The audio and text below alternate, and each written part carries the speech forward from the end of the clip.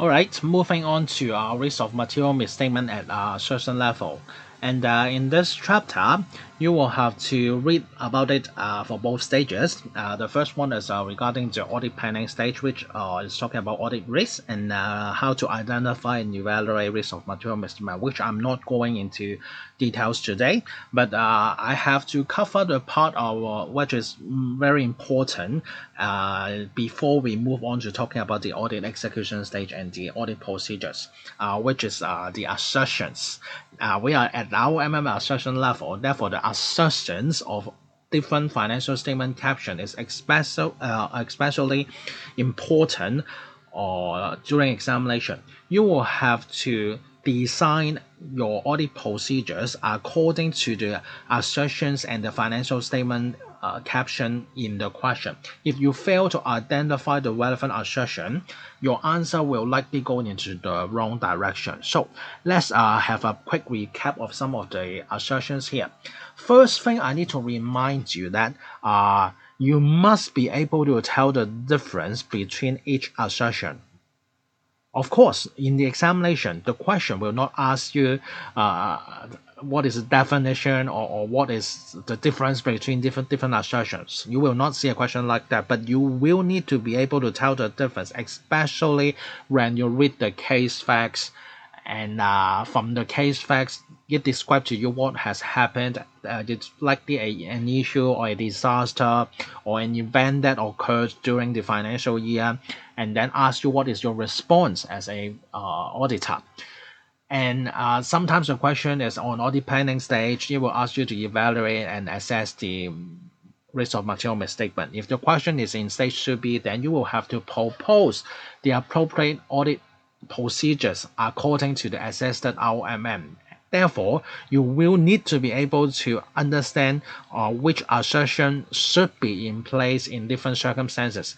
Especially, you need to understand the difference between an account balances and a class of transaction. Basically, class of transaction is talking about a revenue-related or P&L related account captions or in transactions. For account balances, most likely we're talking about some kind of assets or liability related items. You need to distinguish between the difference for these two because some of the assertions do not apply to the other one. For example, existence. For existence, we're talking about assets and liabilities most of the time. And you cannot say I'm worried about the existence of a class of transaction. It just doesn't make sense. Okay, and the existence of an asset it makes sense. Existence of a transaction in English even it doesn't make sense. But if you want to talk about whether a transaction is real or not, we use the word occurrence, whether it has or has not occurred during the year. Therefore, the transaction is real or not. We use the word occurrence instead of existence of a transaction. So you need to be careful in the exam.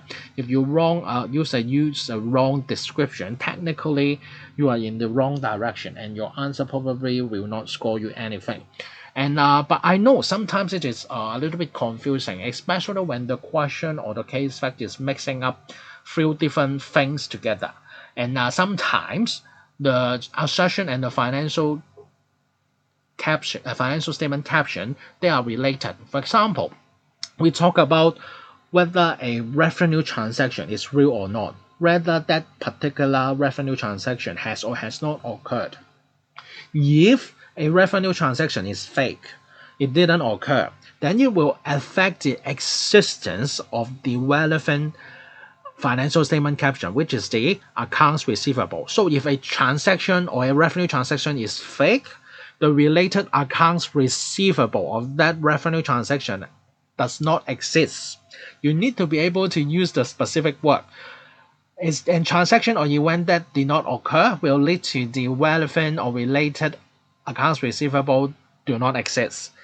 This is how you describe it or identify it in the examination. And sometimes because the case facts are mixing together and the question have different parts, and the different parts may be asking you a different assertion or different financial statement caption, especially in section A. Maybe part A of the question wants you to talk about the occurrence of the revenue, but part B of the question wants you to answer related to existence of the accounts receivable. Then if you mix it up and you put the wrong answer into the wrong part of the question, then you're just again wasting your time and do not score anything. And at some other transaction, also you need to be very careful. For example, when we talk about valuation, we are talking about the valuation of an asset most of the time, intangible asset or tangible asset. We're talking about the valuation. How much does it worth? But when we talk about the amount of a certain class of transaction, for example, a transaction, a revenue transaction that happened, what is the amount? We use the word accuracy. It's like, did you calculate the revenue correctly? So we use the word, we are worried about the accuracy of the revenue. We do not use the word, we are worried about the valuation of the revenue, as doesn't make sense. So it's wrong. So you need to be very careful. Accuracy, it can cover both asset and class of transaction and accounts balances. But valuation, we are talking about asset most of the time. Allocation, most likely the question will be about liabilities, especially current liabilities versus non-current liabilities. Especially when the question is talking about a breach of bank confidence or talking about a long-term bank loan, how to allocate it, whether it is being allocate correctly between current and non-current liability, and sometimes it related to the obligation, whether there's a breach of covenant, have the obligation to pay now, something like that. You need to be careful, and it related to how you interpret the case fact correctly, and then how you're going to pick the most relevant assertion to each question. All right, so make sure you understand the assertion, and I don't have time today to go into details into explaining each assertion with you, but of course when we talk about question and answer later, we will cover the assertion a little bit. But first of all, make sure you understand the difference and you'll be able to apply it when you read the case fact. But be able to tell the definition of each assertion is not enough. Okay, I don't need your definition. I need you to be able to, after you read the case fact and read the question, you need to be able to identify which assertion your examiner is looking for. This is how you read the question and answer, how you practice the past paper, making sure you understand what you are doing. Okay, so moving on to the audit execution stage. In this part, you can see from the name of the auditing standard, it's called Auditor's Response to Assessed Risk. It is on the title. Okay, it is in the title. You will be doing the audit execution stage after you have assessed the risk of material misstatement.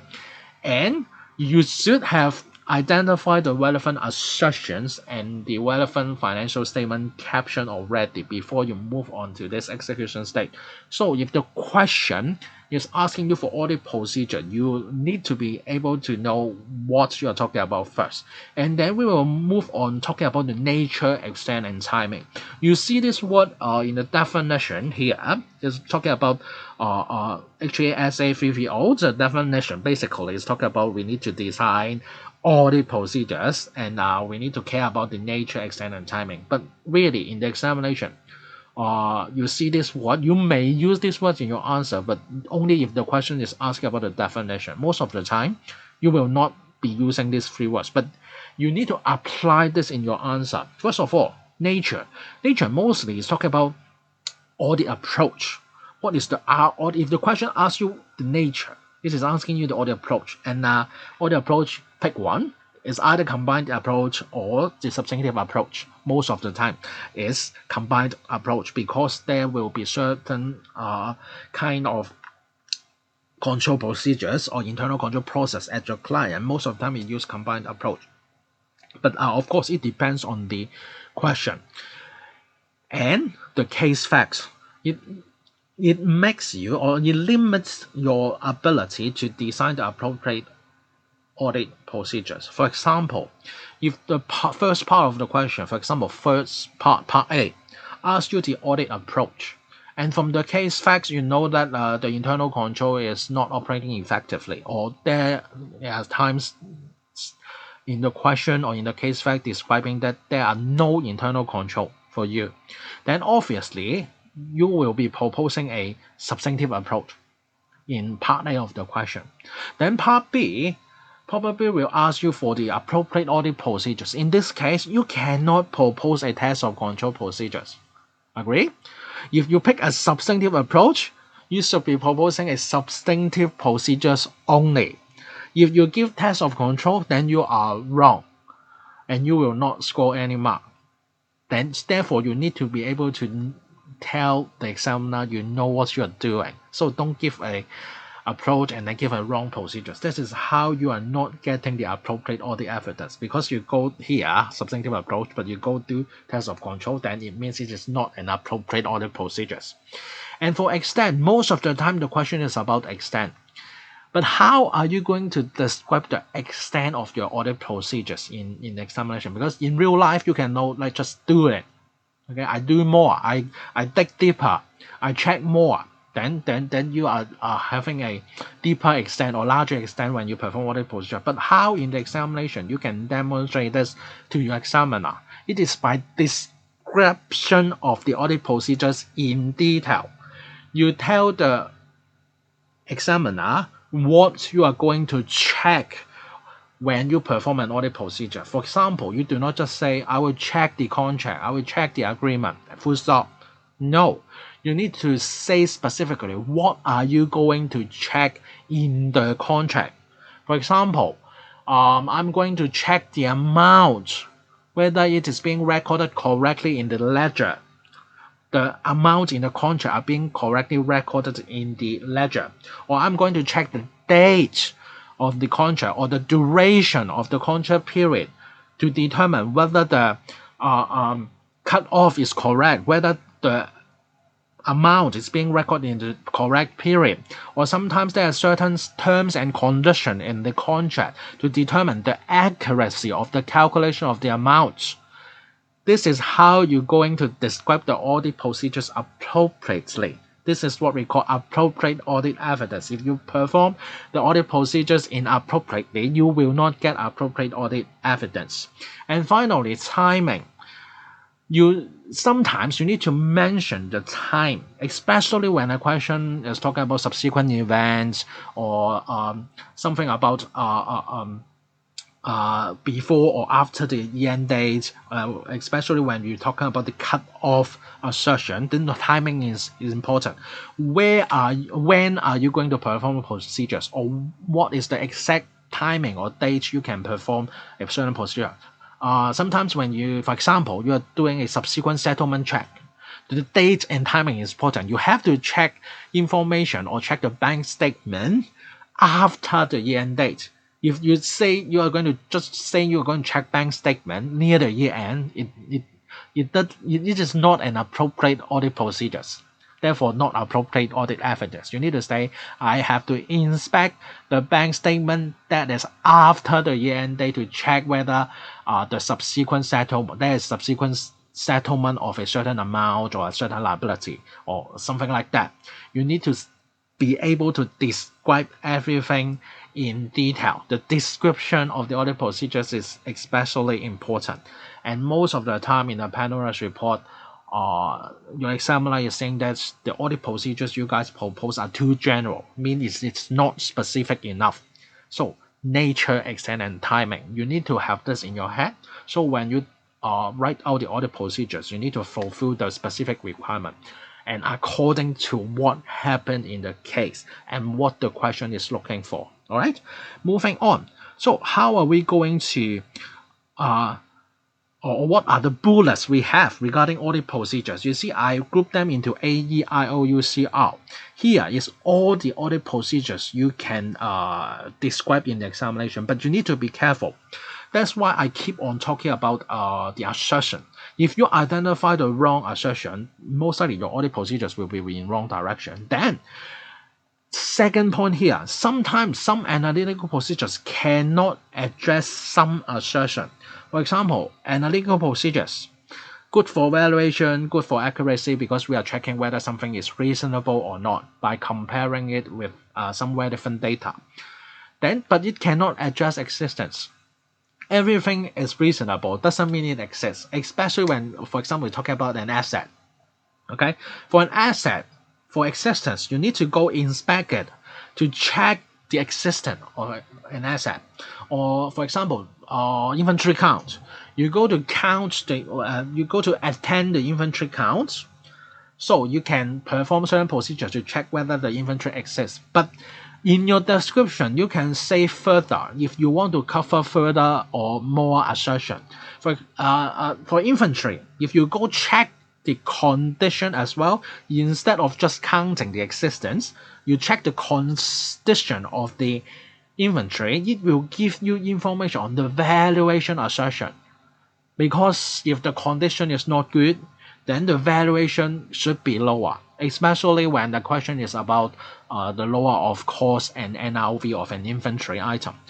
This is in your description. The procedures is inspection. You go check something, but you need to be able to describe it appropriately.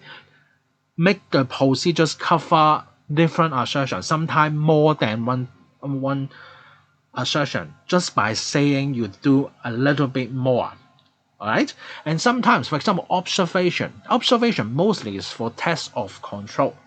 You observe the client whether they perform a certain internal control process appropriately, whether certain internal control procedures are being executed by the employee of the company. So you go to observe whether that happened or not. Most of the time it is related to test of control.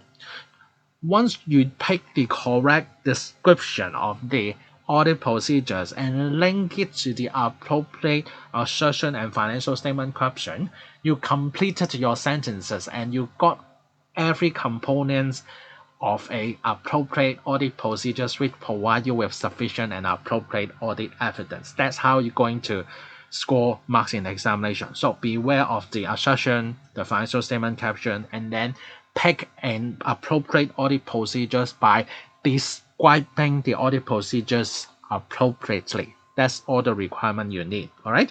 And moving on. See, I introduced the RoMM triangle in my notes, which is the three things that you must be able to identify when a question is related to RoMM and assertion level, no matter stage 2A or stage 2B. When you are identifying and assessing the RoMM, obviously you need to identify all three parts of the RoMM triangle. But for execution stage, you still need to know that, as I just told you, if you identify wrong assertion and wrong financial statement caption, your audit procedures will likely be wrong.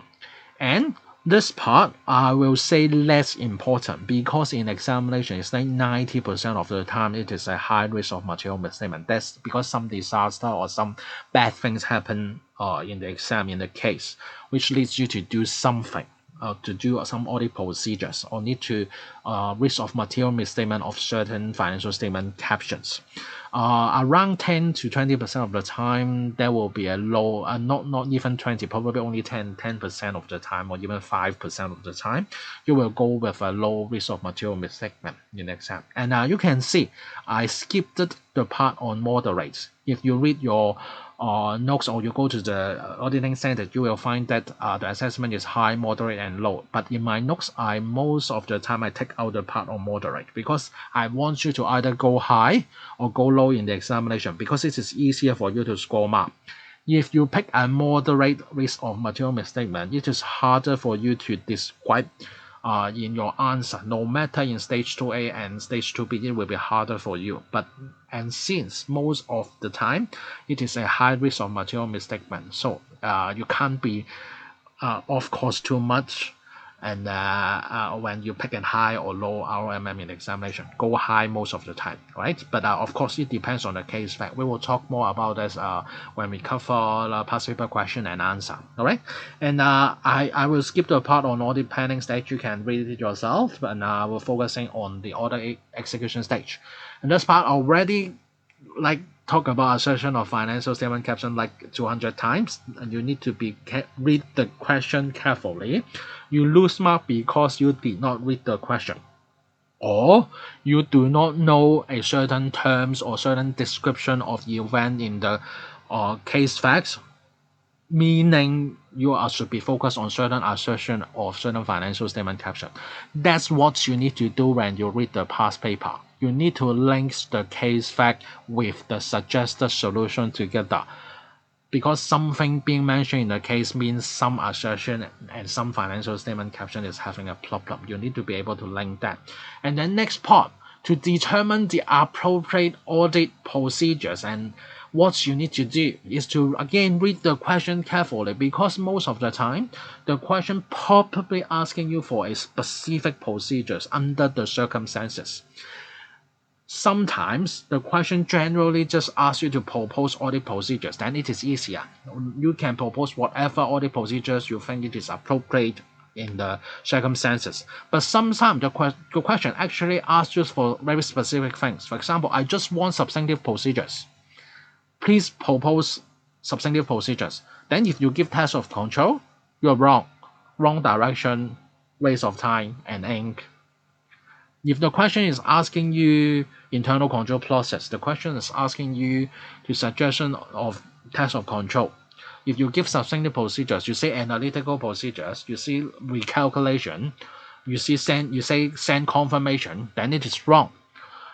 Alright? Read the question carefully. What are the specific procedures being asked for? And sometimes the question describe a situation or something bad, or your management, your client say something in the question. Those are the hints for you to ask the right question. In the procedure, remember AEIOUCR, or E is about inquiry. You need to know what should you ask the question, or what are the action you're going to take in response to the things that are being described in the question.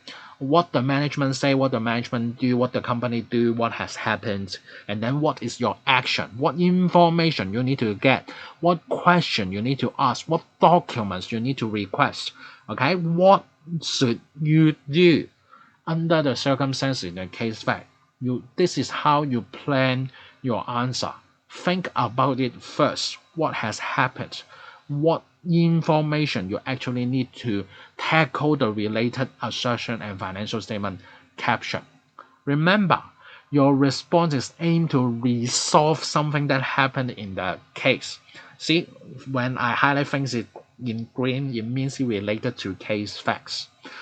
What are the case facts telling you? There's some problem, or there is a cut-off problem with the invoices. There's a cut-off problem with with the invoice. Then what you need to do? So your procedures will need to be related to timing. I need to check the invoices before the year end date, before and close to the year end date, and after also close to the year end date, but after the year end. Then this is how you're going to resolve the problem. If the problem is related to cut off. If the problem is related to valuation, in my example just now regarding inventory, then your procedure is to check the condition of the inventory, or check whether there are subsequent sales of the inventory after the year end. This is how you're going to solve the problem. What is the problem at the time, and what you need to achieve more of the time is to obtain sufficient and appropriate audit evidence, and you do it by performing the appropriate audit procedures. Remember, this is your only aim in the examination. And the last point I want to remind you, you need to tailor-make your procedures most of the time. If you be able to do that, you are more likely to score more marks, because different issues, different situation, different disaster in the examination, sometimes they are so similar. When you read a past paper and in the examination you got a new question and you think it is related to a past paper you have studied before, they are so similar, the facts are so similar, and then you decide to copy the answer of a previous past paper. Sometimes it works, sometimes it doesn't. Sometimes it is really wrong. Because similar facts, this time I can asking you an assertion and financial statement caption in a past paper. But with the same facts, I changed the question a little bit. I just changed the name of the assertion or to change the financial statement caption with the same fact. The answer is completely different. You need to again read and understand the case facts and the question carefully and pick the appropriate audit procedures and describe it according to the case fact in that particular year. Because things that looks similar doesn't mean they are the same. Especially if you read enough past paper, you will know that this is what you need to do when you analyze the past paper. Why the two questions is so similar, the case fact is so similar, but the suggested solution are so different. Why past paper A have this audit procedure, but past paper B do not have the same audit procedure? Why? You need to identify them and understand it. All right. And here I already give you some suggestion here of a common question structure.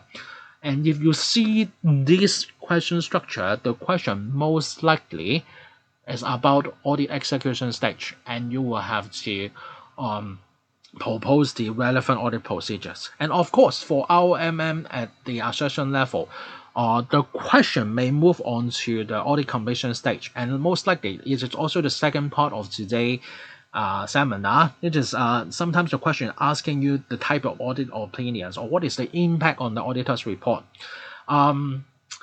I will be talking about this more later in this stage, but here for in this part, you can see I want you to never jump to a conclusion too quickly, especially when you come to audit completion stage. Whatever you assess the risk of material misstatement or the audit procedures you do in stage 2A and stage 2B, when you jump into stage 3, you need to slow down yourself before you jump into conclusion of giving a qualified opinion. I know you guys want to give qualified opinion. You want it a lot.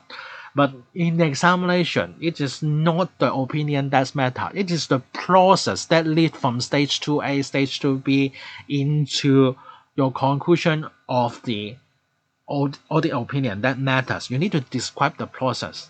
Therefore, as to whether sufficient appropriate audit evidence has been obtained in order for you to propose or recommend an appropriate audit opinion.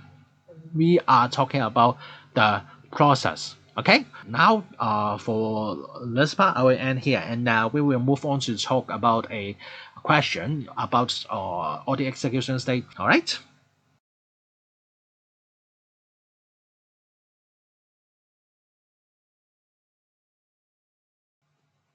All right. We are moving on to another question. Question 4. And now let's go on to looking at the question first. This question a little bit different, and it is talking about preparing a memo to your boss, the audit partner.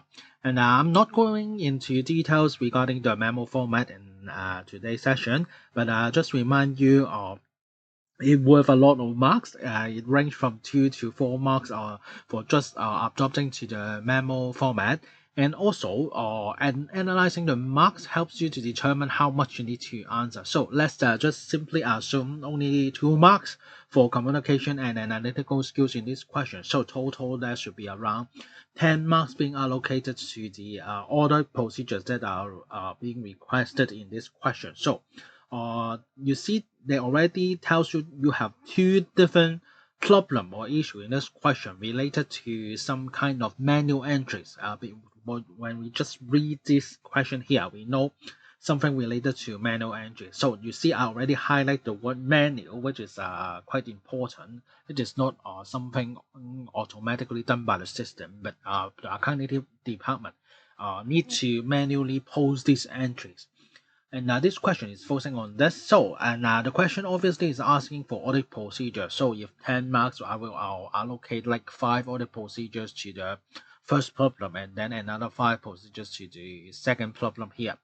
So, let's quickly take a look of the case facts here. You see it keep mentioning about manual journal entries. So, you know the focus on this whole question is about manual journal entries. So, you need to know the specific problem or specific risk in relation to manual entry.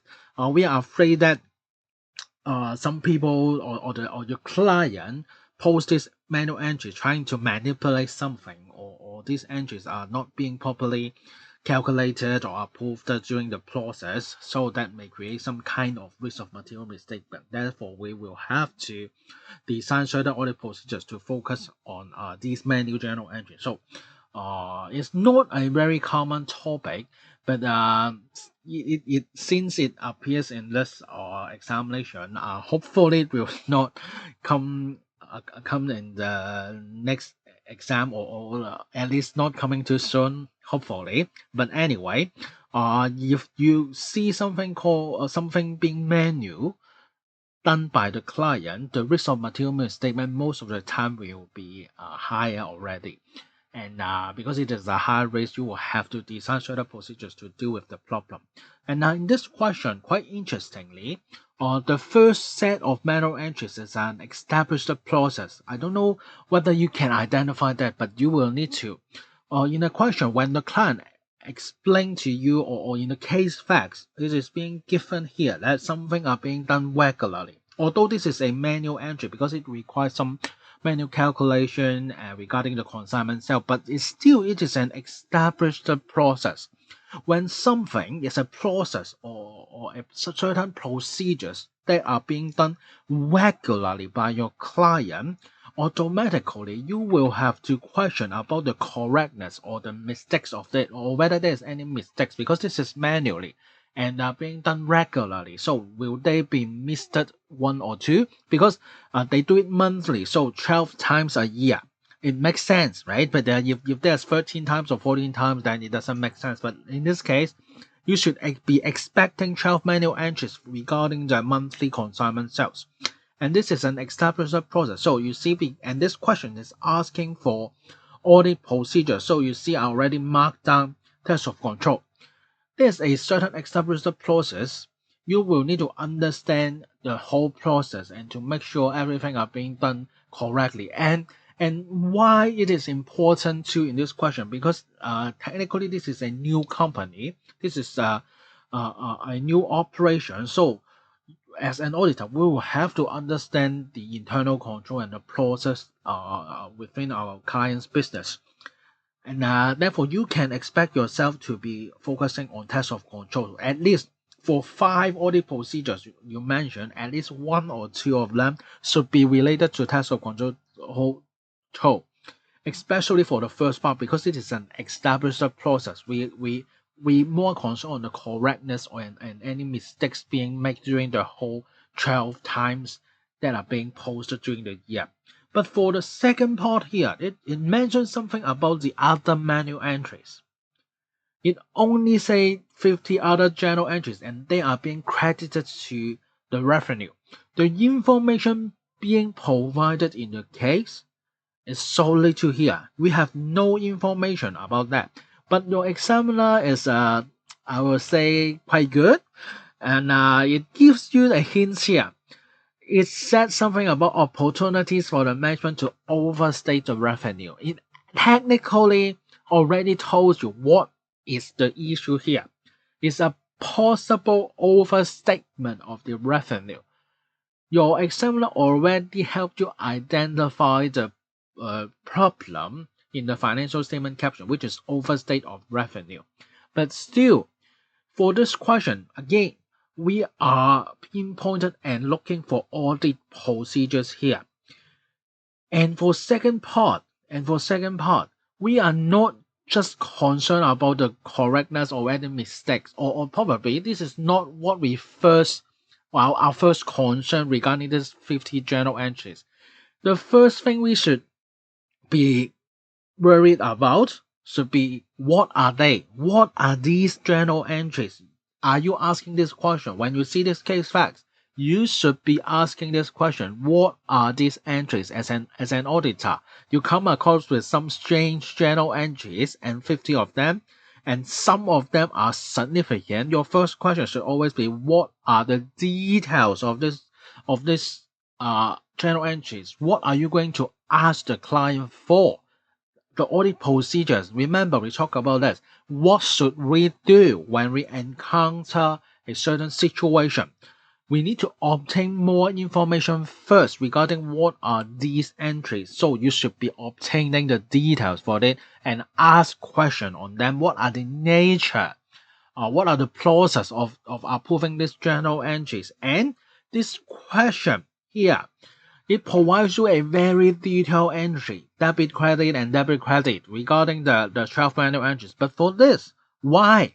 Why it didn't provide more information to us regarding the debit side of this entry? So you should be asking, credit to revenue, but debit to what?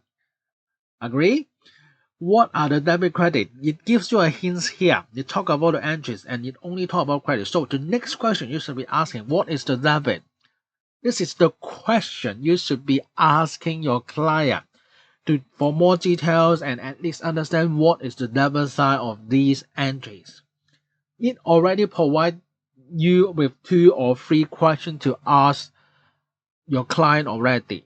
Therefore, don't worry, we are only looking for 5 audit procedures for each issue here. For asking these 2 questions, okay, you probably got already like 2 procedures, maybe even 3. For test of control, also is the same. And for manual journal entries, one very important thing you should be asking is that whenever there are manual journal entries, you need to focus on the approval. Okay, whether manual entries are being approved, because if it is an automated entries by the system, probably the process is being established that there should be a certain control, application control or other thing in place, but you will still need to worry about the approval of the entries. And for all entries, you need to be worried about the approval. And especially for manual entries and especially for unknown manual journal entries, you should be worried about the approval. So again, if you talk about approval for both, you probably get like 2 procedures already. And for talking about test of control, you must be talking about approval as well. If you test the control or test and establish the process, you should be asking for approval. The keywords approval should be appear in your answer, in your audit procedures that you are proposing. Alright? So let's move on to have a quick look of the answer here. Alright, for question number 4. So the memo format. Alright, memo format, and because you are writing an email to your partner, so you need to give background information. This is just purely copy or paste facts, and I can tell you here is way too much case facts. If you are actually answering the examination, half or maybe 1/3 of this information is already enough. You need to establish the memo format and then a brief introduction of the problem. See the subject here. Okay, you need to learn that before you go to examination. This is like 2 to 4 marks if you got a memo question. If you doing it good enough, you will get like 2 or 3 marks already for this question. All right, so practice this yourself. Let's take into the answer. You see, this is the first one, the first requirement regarding the 12 manual journal entry. You see, each entries here, each answer here. Okay, I'm just looking at the first 5, all right, because the question is looking for only 5 entries. We are going to look at the 5 easiest marks you should be able to get. They are all focusing on what's being mentioned in this question, the 12 manual entries. I don't think you can copy the procedures directly from another past paper question if you encounter this in the exam. It's talking about very specific things. You have to tailor-make your audit procedures to get marks. And first part, as I mentioned just now, it is an established process, something you already know. So you can think of to check the correctness and whether there are any mistakes during the process of this. You see, 2 of this answer here is talking about test of control, understanding the process. Where any established internal control, you can check any appropriate approval has been done by the appropriate approver in this company. You see, test of control, you can get like 2 marks if you like describe it properly. What you need to understand, you see, we haven't even started to check the accuracy or the calculation of the problem yet. We first get as much information as you can from the client first. This is audit procedures and query, right? And then this time there are 12 manual entries. They require some kinds of calculation. It is to like the 90% and 10% problem. See, 90% and 10%. So because you need to $100, you need to calculate 90% and take it out of 90% and then send it back to the owner of the consignment products. So that involves calculation. Whenever a question involves calculation, no matter how simple it is, remember in this case it's just a 10% commission, so the calculation is extremely simple. But it doesn't matter. Remember, not just difficult calculation you need to calculate, even simplest calculation, just simply casting.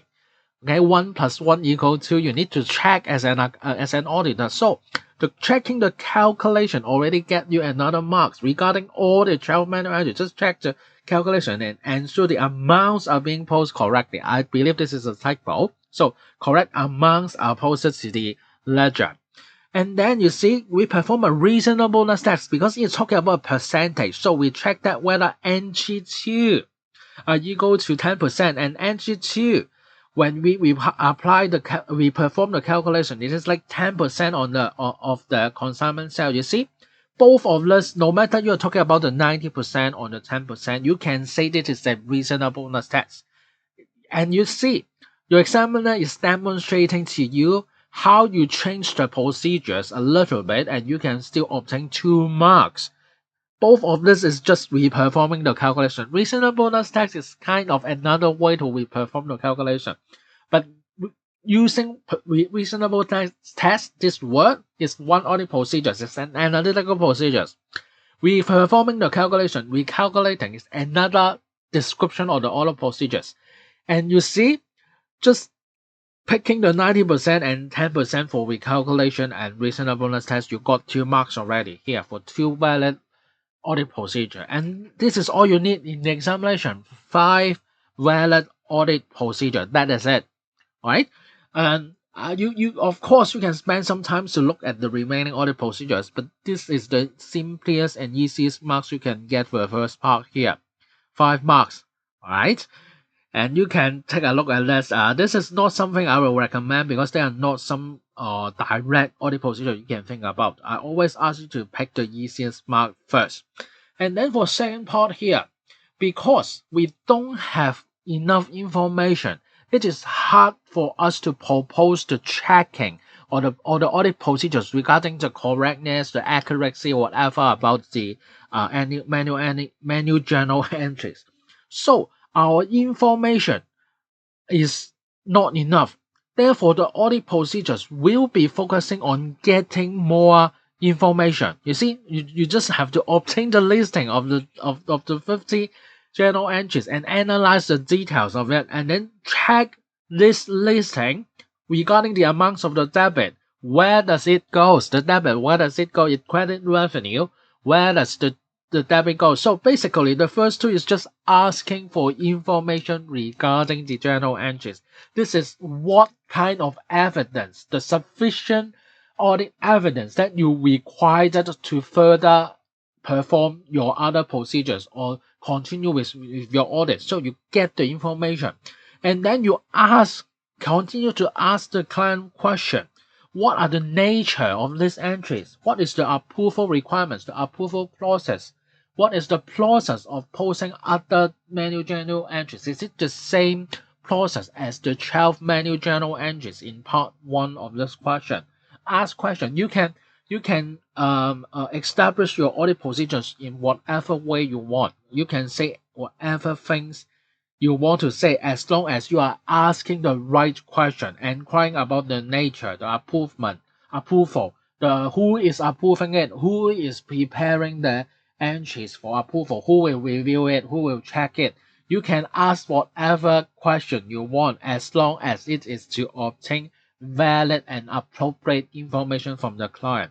And then you can see we focus on the approval requirement. Again, approval requirement for these manual entries. And ultimately, you check whether these entries have been booked in the ledger and agree to a financial statement. This is a very general audit procedures which I don't recommend, but if you describe it properly, you will still score you the marks. But you see here, the question only asks you for 5, right? Or at least 5. If you give 4, if you can answer this 50 strange manual journal entry, if you identify the problem and being able to write out at least 3 to 4 relevant audit procedures, you already got more than 67% of the marks, right? 5 here, let's say you get 3 or 4 right, and get 2 to 3 right here, you already get like 6 to 7 marks. And if you do the memo properly, let's not assume you got or 2 marks or to 4 marks of the memo marks. At least let's say you got 2 marks regarding the memo format. Let's say you got 2 marks and you already got like 6-7 marks here for both part of this question. You got already like 8 to 10 marks in this 12 marks question. It's more than enough for you to pass. All you have to do is really to read the question carefully. A lot of information are being given in the case question. Why? Think about it. This is inside the question. Why your examiner give you so many details? Why don't they put this inside the case? Why they need to put it as additional information in the question? It is because your examiner feels that you do not have enough information to answer this question here. So your examiner provides you with much more information so that you can use them to think about the problem. We auditors need our client to provide us information. We need to ask questions for us to successfully perform our audit and our audit procedure. This is a simulation of the real world audit. So in this question, look for all the information. Your client is here because you cannot physically ask a client in examination, and your client is already inside the question. Your examiner is creating the question to act like your client is speaking to you. The problem is whether you can identify what your client, i.e., your examiner, is trying to tell you through the text and wordings in this question. Why? Why I have to tell you this is a demonstration here? Because I want you to know this is an established process. I want you to think about the test of control in your answer, because I'm asking you to propose audit procedures and your rationale in the memo. Why are you why are you asking the information? All right, so this is question number 4. Now go revisit the whole case and the whole question again, and then try to write out your own answer. Even if you already read the answer, you can try doing it again, because I want you to do more practice in like really plan and write out the audit procedure and the answer in order for you to be able to perfect your skills and to get the required marks in the examination. All right, so this is it for question number 4.